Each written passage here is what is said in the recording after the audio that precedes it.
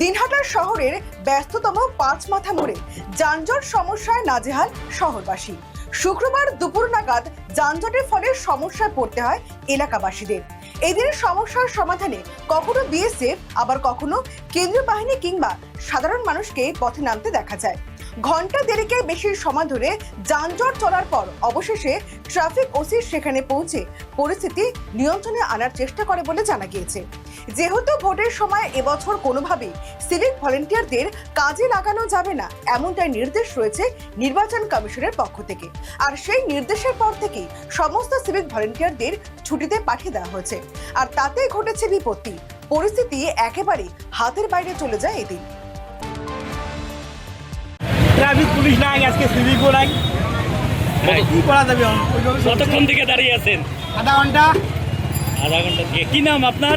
আমার নাম আসিফ। আজকে পরিস্থিতি আরো কঠিন হতো, কি বলবেন? এখানকার চৌপতিরা এসে দেখি যে অবস্থা।